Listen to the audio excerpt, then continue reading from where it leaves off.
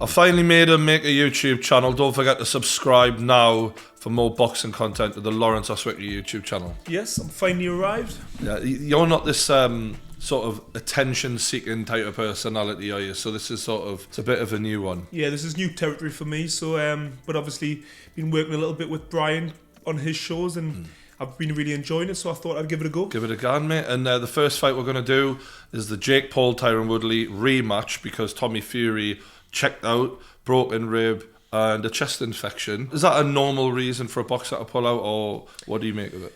Well, the problem I've got is, as a professional boxer myself, I've had rib damage in the past, so I understand it can be extremely debilitating. But when your brother, Tyson Fury, does an interview basically claiming that you can have a broken rib, broken hand, broken foot. Cancer. Yeah. Like anything. Yeah, and you can still beat Jake Paul. That's where the problem starts. Yeah. Had he not said that, I would have said fair enough. I think that's the problem, isn't it, for a lot of people? It's like if he just kept his head low and been a bit more humble, but because they've made out like Jake Paul's that easy, then when you pull out of the fight, you do look ridiculous. Yeah, you made out as if it's an easy fight for him, that they weren't taking it seriously, but obviously they are. Yeah, and if I think of anything, Jake Paul taking Tyron Woodley on 2 weeks' notice gains more credibility as a fighter because a lot of people, like for example John Jones, when he got a last-minute opponent, which was Chael Sonnen one time, he pulled out because he was like, I ain't prepared for this guy. This is a whole different opponent. I gotta, you know what I mean? So even the best pound for pound ever in MMA pulled out of a fight for this reason. So credit to Jake Paul, like he's got balls. Without doubt, because I mean, in boxing,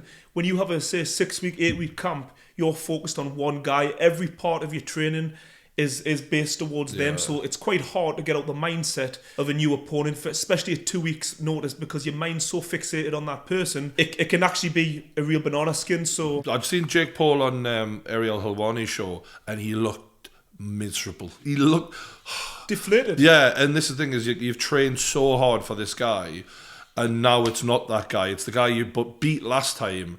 It would be easy, I guess, mentally for him not to be as switched on in this fight, but he's going to have to be because Tyron Woodley is dangerous. Like, he can knock people out. He's a former UFC world champion, so I've mentioned this before. Even though he's not a boxer, he's still a champion of a fighting sport. And he's tough, isn't he? And that experience you can't buy. Being inside a ring, just you and another guy, there's nothing that compares to that. So what do you reckon about the last fight then? Obviously, we sat and watched it on the knockout. It felt like Tyron was sort of dictating the centre and Jake was on the outside, but Jake was throwing more.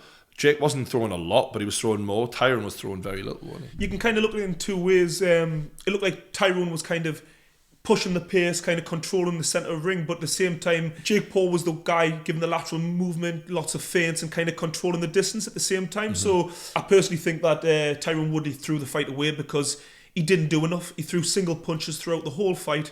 Which you need to set things up more, and he wasn't doing that. He was hoping, it was like a hit and hope mentality, which in MMA, tiny gloves where you can get through little gaps, maybe it's a bit more suitable, but it was strange that no one had really switched him on to that pre-fight.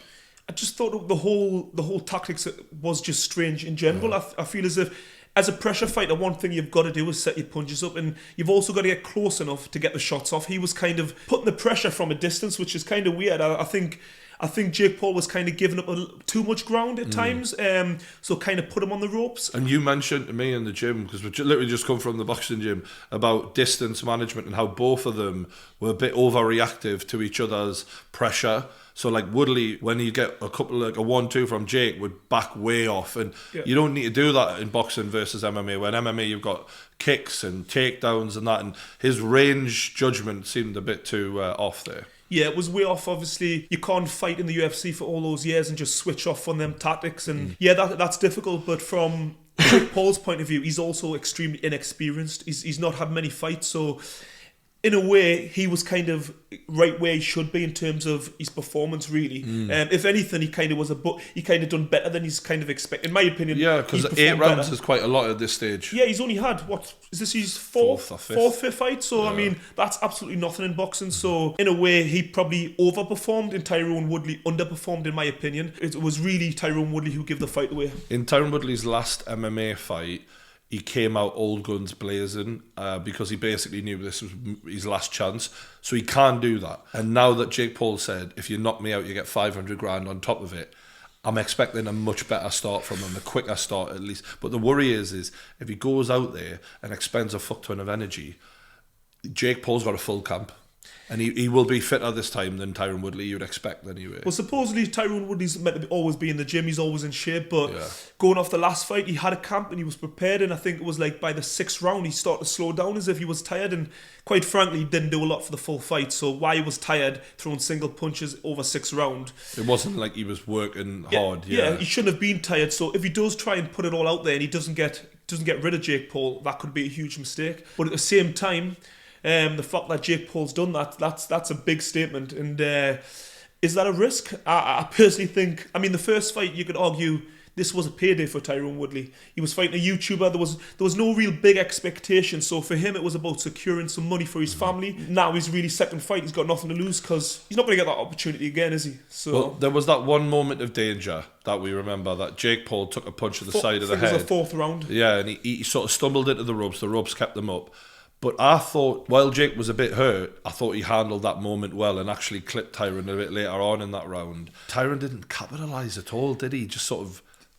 I didn't understand it. It just, so weird. From a man who's so experienced, I mean, former champion, defended the belt. That's what experience is meant to buy you, that killer instinct to realise that's an opportunity.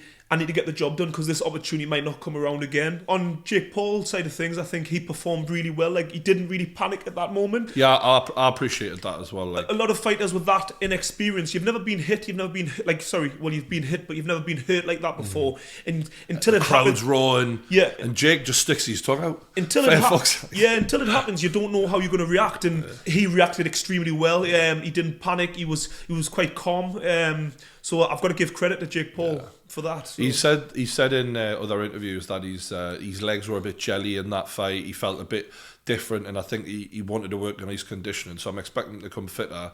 If we were going to nail it down on the path to victory for each guy, how do you see it?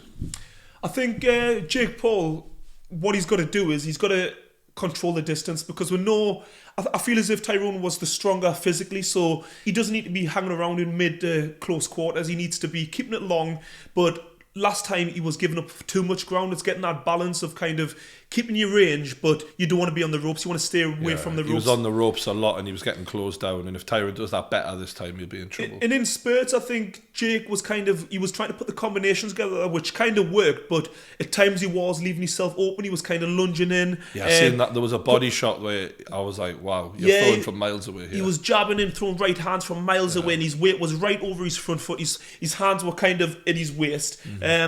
And luckily enough, Tyron Woodley wasn't able to capitalise on that, but potentially that is a risk. That is a mistake that he needs to kind of address. Just set things up a bit better then. Just kind of keep sharp and stay switched on. Whereas Tyron Woodley, for me, he's just got to do more. Like, I don't think the tactics are that complicated. I think he just needs to get a bit closer.